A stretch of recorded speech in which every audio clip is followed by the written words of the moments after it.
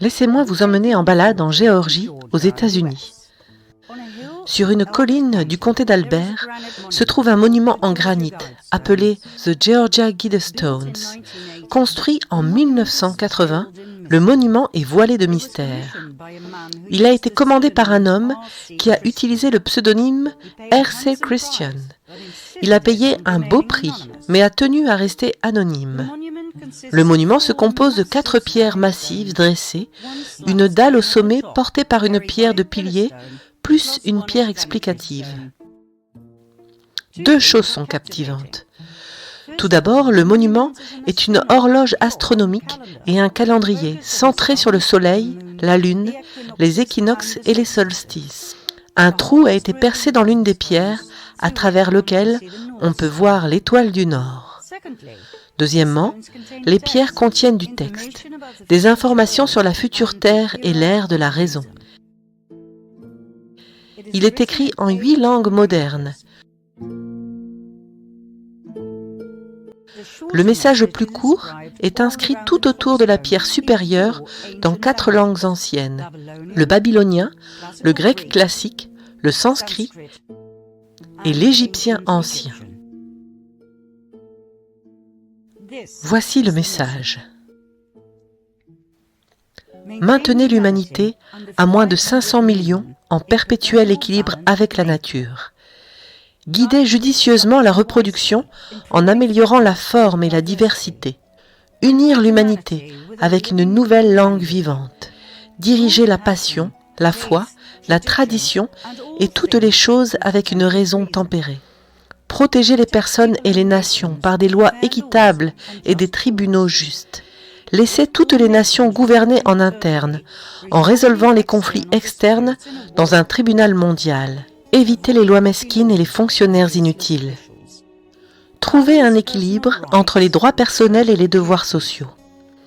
Récompenser la vérité, la beauté, l'amour, en recherchant l'harmonie avec l'infini.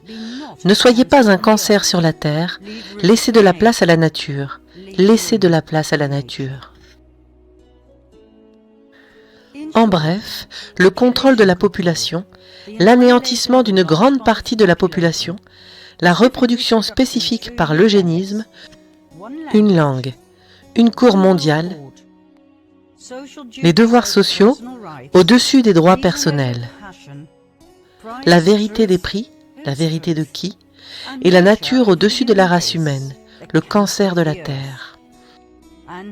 Sans oublier ce qu'ils appellent l'âge de raison, et non l'âge de l'amour, ou l'âge de la compassion, ou l'âge de l'abondance pour tous. Il est évident que ce monument ne peut être accusé d'être un canular. Après tout, il est simplement là. Alors qu'est-ce que nous regardons ? Qui était le mystérieux monsieur Christian qui était prêt à payer autant d'argent pour quelque chose de si complexe et controversé ?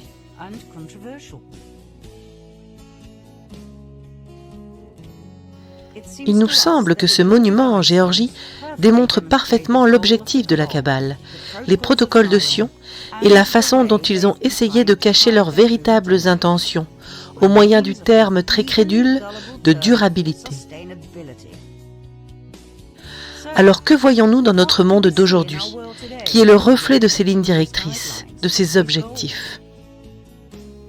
Intéressons-nous aux Nations Unies, perçues par la majorité de la population comme une merveilleuse institution. L'ONU a été fondée juste après la Seconde Guerre mondiale, en 1945. Juste après la Seconde Guerre mondiale, officiellement, l'ONU a été créée pour maintenir la paix et la sécurité dans le monde, et pour développer les relations et la coopération entre les nations. Les casques bleus sont associés pour beaucoup à la protection des peuples. On les appelle les gardiens de la paix. C'est une face de la médaille. L'autre face montre une image tout à fait différente, une image dans laquelle l'objectif des Nations Unies est un nouvel ordre mondial, un gouvernement mondial unique, tel que préconisé par les anciens de Sion. Est-ce un fait avéré? Oui. En 2008, les Nations Unies ont mis en place leur propre projet de nouvel ordre mondial, dirigé par le petit-fils de Nelson Mandela et l'ex-agent de la CIA, James Elaine.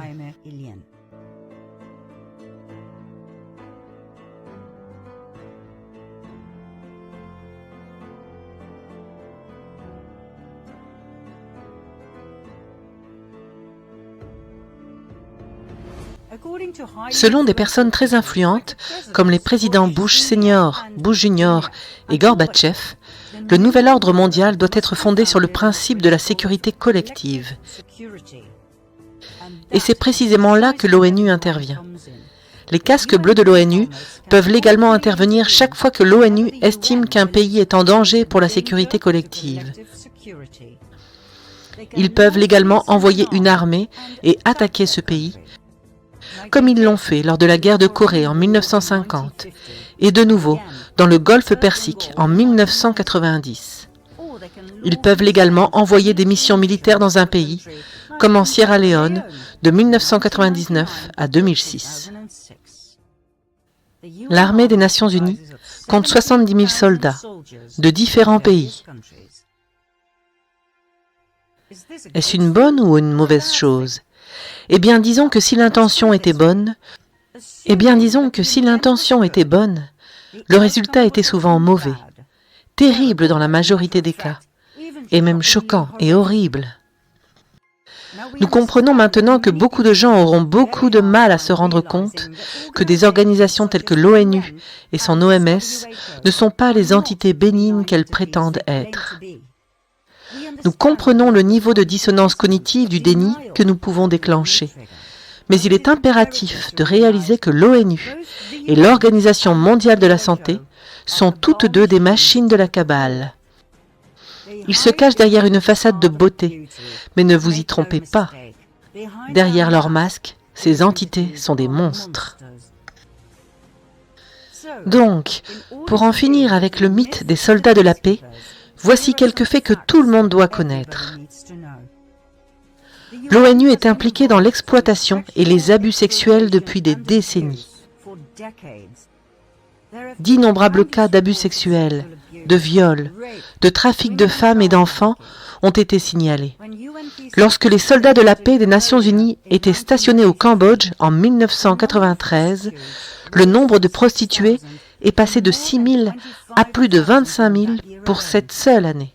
Le recours généralisé aux prostituées s'est traduit par des abus sexuels violents sur les jeunes filles.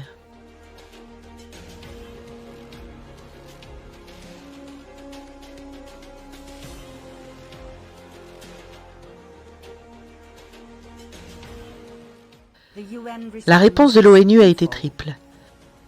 Le chef de mission a déclaré que ce n'était pas assez important pour y donner suite, que les hommes resteront toujours des hommes, et le commandement de la mission a conseillé aux casques bleus de ne pas porter d'uniforme lorsqu'ils rendaient visite à des prostituées ou de garer les véhicules de l'ONU directement à l'extérieur. 800 000 préservatifs supplémentaires ont été expédiés au Cambodge pour prévenir la propagation du VIH. Ah, eh bien, 1993, c'était il y a longtemps. Ok. 2 ans plus tard, en 1995, en Bosnie-Herzégovine, des preuves sont apparues montrant que des femmes et des jeunes filles avaient été victimes de la traite d'êtres humains et réduites en esclaves sexuels pour le personnel de l'ONU, et plus tard, que les intervenants étaient complices de trafic sexuel. Cependant, il aura fallu 6 ans avant que l'ONU ne fasse une déclaration, et uniquement en raison de l'attention croissante du public.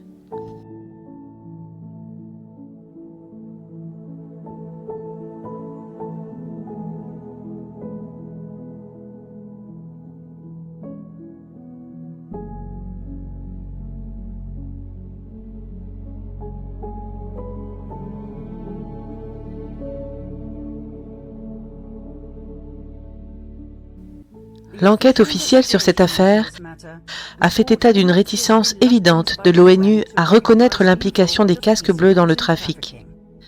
Le résultat, l'ONU a-t-elle poursuivi l'un des abuseurs ou trafiquants? Non, elle ne l'a pas fait. Elle a redéfini le terme « trafic » en le rendant moins grave en tant que crime dans le droit international et n'a pas fourni de protection adéquate aux victimes. Peu après, des consultants indépendants ont tiré la sonnette d'alarme sur le fait que le personnel de l'ONU et des ONG abusait et exploitait des femmes et des jeunes filles locales dans les camps de réfugiés en Guinée, au Libéria et en Sierra Leone. D'après une enquête du BSCI de l'ONU en 2001, l'exploitation et les abus sexuels étaient plus que fréquents. Des exemples ? La relation sexuelle entre un membre du personnel civil de l'ONU et une réfugiée de 17 ans en échange de frais de scolarité. Les viols violents de la jeune fille par le personnel d'ONG. Les viols de petits garçons par des casques bleus en Sierra Leone. L'échange de faveurs sexuelles contre la nourriture fournie par le personnel d'ONG. Et le refus du personnel international d'assumer la paternité des enfants conçus avec les femmes locales.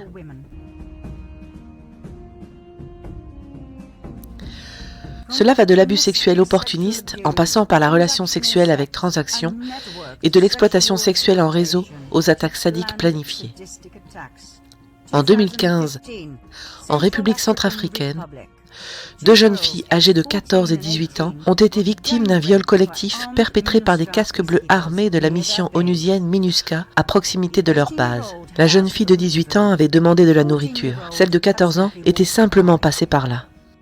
La même année, et dans le même pays, de jeunes garçons sans abri et affamés, âgés de 8 à 15 ans, avaient été violés de manière répétée par 26 casques bleus.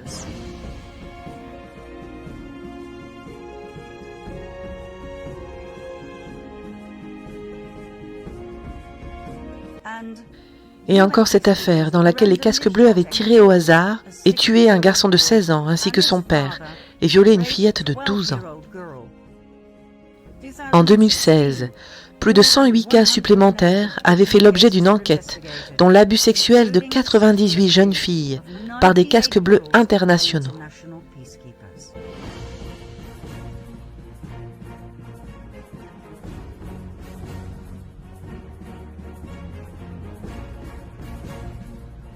La liste des cas d'exploitation et d'abus sexuels est sans fin.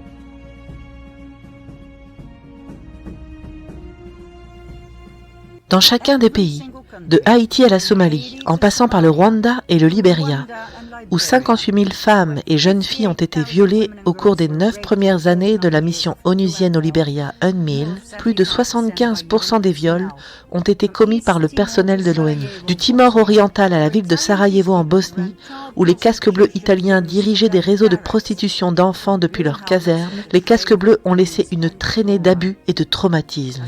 Comme le dit si bien l'un des rapports officiels, de nombreuses régions du monde dans lesquelles était l'ONU ont sombré dans le chaos, voire dans l'enfer, et sans doute avec l'aide de l'ONU. Les enquêtes ont été nombreuses, mais pratiquement aucun des auteurs qui ont reconnu leurs crimes n'a été poursuivi. Laissons couler. Récemment encore, l'ONU a été une nouvelle fois liée à la traite et à l'abus d'enfants lorsque le magnat canadien des Nations Unies Peter Dalglish a été pris sur le fait en train d'abuser de 2 jeunes garçons au Népal. Il a été condamné à 9 ans de prison. Jusqu'à son arrestation en 2019, Dalglish avait été présenté comme un saint protecteur des enfants. C'était le représentant de UN Habitat en Afghanistan. Il s'intéressait vraiment aux enfants.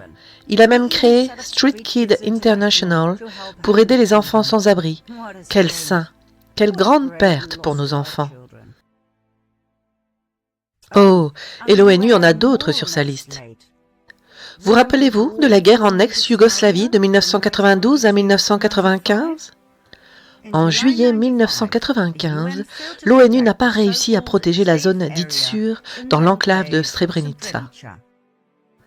Au lieu de protéger le peuple bosniaque qui s'y était réfugié, les casques bleus avaient fait marche arrière, car ils n'avaient rien pu faire.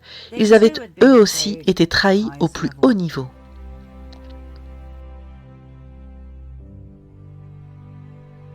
« 8372 hommes et garçons bosniaques ont été séparés de leur famille une nuit et ont été massacrés par les forces armées serbes.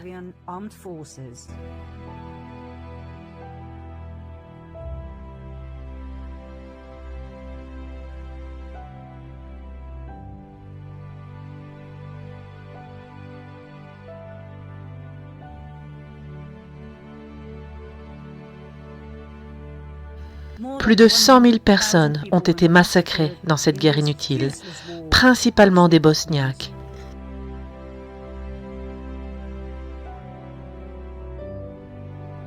Entre 30 et 50 000 femmes, enfants et personnes âgées bosniaques ont été violées et déportées.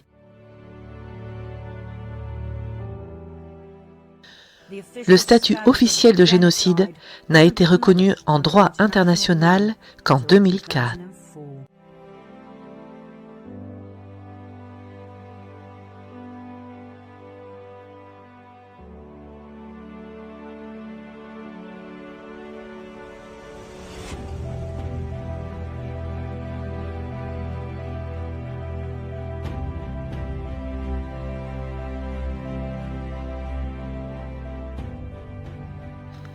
Revenons à la mission officielle de l'ONU, qui est de transformer ce monde en un endroit meilleur et qui est mise en lumière par le Club de Rome, un groupe de 100 hommes et femmes puissants créé en 1968 par, entre autres, David Rockefeller dans son domaine privé près de Rome.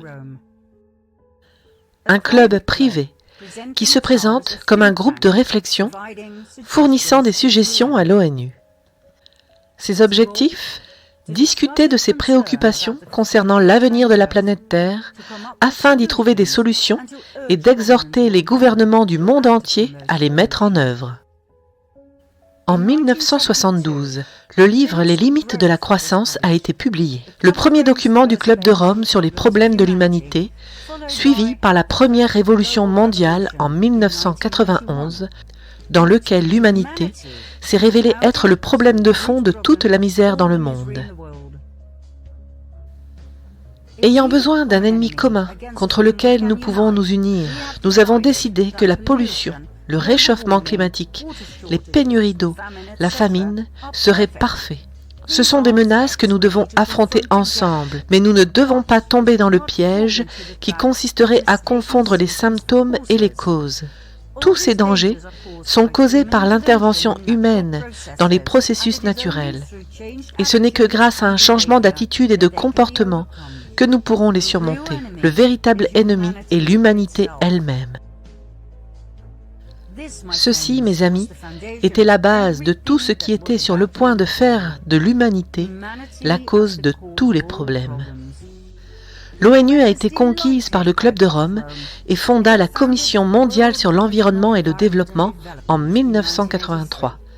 Le parallèle avec les conclusions du livre de réflexion « La première révolution mondiale » était évident. À partir de ce moment-là, le développement durable était devenu l'expression magique de la Kabbale. C'est ainsi qu'en 1992, la première conférence des Nations Unies sur l'environnement et le développement, ou sommet de la Terre, s'était tenue à Rio de Janeiro au Brésil, où le premier agenda pour l'environnement et le développement, également connu sous le nom d'Agenda 21, a été élaboré et adopté. Le nombre 21 était en référence au XXIe siècle où tous ces objectifs devraient être atteints. 178 gouvernements avaient approuvé et signé l'accord. L'agenda 2030 a été présenté lors du sommet des Nations Unies sur le développement durable de 2015, une version étendue de l'agenda 21. 11 objectifs supplémentaires ont été ajoutés à l'agenda initial, tous axés sur l'avenir de notre planète et de l'humanité, tous axés sur le développement durable. À ce jour, 193 pays y ont participé. Savez-vous combien il y a de pays dans le monde? Seulement 2 de plus, 195. Les 2 seuls qui sont appelés États observateurs et qui sont le Vatican et la Palestine. L'agenda 2030 contient 91 paragraphes. Le paragraphe 59 présente les 17 objectifs de développement durable. Il y a 169 cibles et 232 indicateurs. Cela en fait un document plutôt difficile à appréhender. Mais nous l'avons lu et nous avons été impressionnés. Impressionnés par le niveau d'intelligence et de ruse avec lequel quelque chose de si diabolique a été mis en place sous une apparence aussi bénigne, utilisant des slogans élaborés dans lesquels des mots comme paix, égalité, sûreté et sécurité sont fréquemment répétés. Le lecteur en éprouve un réel sentiment très positif. Nous allons vous présenter les 17 objectifs de développement durable dans la diapositive suivante. N'hésitez pas à mettre la vidéo en pause pour bien la regarder. Nous continuerons cependant rapidement, car nous souhaitons souligner les points négatifs et non les points qui semblent positifs.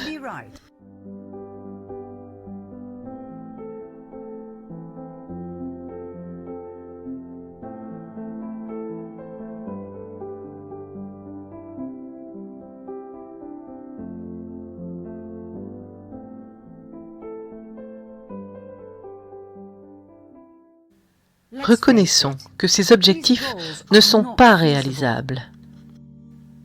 Le Club de Rome et l'ONU peuvent utiliser autant de beaux mots qu'ils veulent pour y arriver, mais comment diable vont-ils faire pour atteindre ces 17 objectifs? En nous demandant à vous et à moi de payer plus d'impôts? Réfléchissez-y. Objectif numéro 1, éradiquer la pauvreté sous toutes ses formes partout dans le monde. Vraiment, comment? Le mot durable est utilisé 10 fois. Pourquoi? Pour nous jeter de la poussière de fée dans les yeux afin que nous ne puissions pas voir? Pour que nous payions volontiers plus d'impôts? Encore, encore et encore? Pour que le monde soit protégé de nous, le cancer de la Terre? Il n'y a rien de solide dans ces 17 objectifs. Il n'y a pas de logique. Prenons l'objectif numéro 7. Garantir l'accès à une énergie abordable, fiable, durable et moderne pour tous. Comment? Vont-ils enfin donner l'accès à l'énergie libre cachée de Nikola Tesla au peuple? Vraiment? La véritable raison pour laquelle tous ces objectifs ont été mis ensemble, c'est pour en arriver à la conclusion qu'ils ne pourront jamais être réalisés tant que tous les pays participants du monde et tous leurs gouvernements devront communiquer entre eux. Trop de temps et d'argent seront perdus à cause de réunions interminables. Je vous parie que la prochaine étape sera d'annoncer que les 17 objectifs de développement durable ne pourront être atteints qu'avec un gouvernement mondial unique. Les pays devront renoncer à leur souveraineté pour sauver le monde. Retenez mes paroles.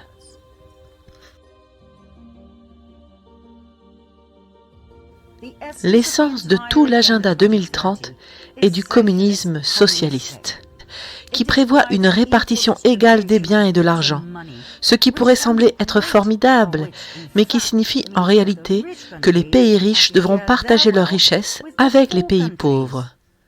Ceux-ci sont généralement dirigés par des usurpateurs hautement corrompus, des dictateurs, tels que Kenyatta au Kenya, Obiang en Papouasie-Nouvelle-Guinée ou Xi Jinping en Chine. Vont-ils partager leurs richesses, leur argent taché de sang avec leur peuple? Ça paraît être une idée merveilleuse pour se débarrasser de la pauvreté une bonne fois pour toutes. Tout le monde serait riche en une fraction de seconde. Prenons tout l'argent de ces gouvernements corrompus. Ajoutons-y l'immense richesse des Rothschild, des Rockefeller, des 2 familles royales britanniques et néerlandaises, et bien entendu, celle du Vatican, et redistribuons-la à toute la population mondiale. Mon Dieu, quelle merveilleuse idée pour mettre fin à la pauvreté une bonne fois pour toutes.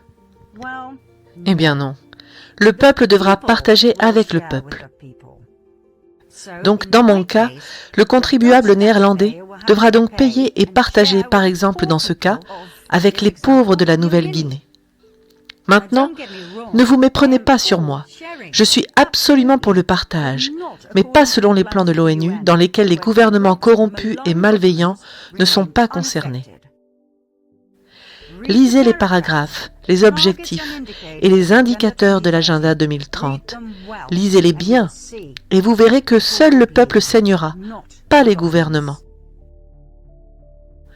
Chaque fois que les gouvernements parlent d'égalité, vous pouvez être assuré que le communisme y est impliqué et qu'il ne s'en cache même pas. Des mondialistes de premier plan, comme l'ancien chef de l'OTAN, Javier Solana, un socialiste, saluent ouvertement ce projet comme le prochain grand bond en avant, et c'est bien le vieux slogan de campagne du Parti communiste chinois.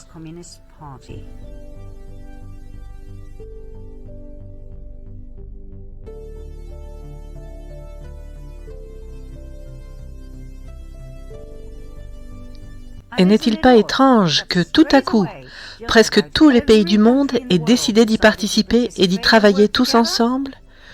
Tous les dictateurs de tous les gouvernements corrompus qui ont encore le sang des innocentes victimes civiles sur leurs mains ont tous signé l'agenda 21 et plus tard l'agenda 2030.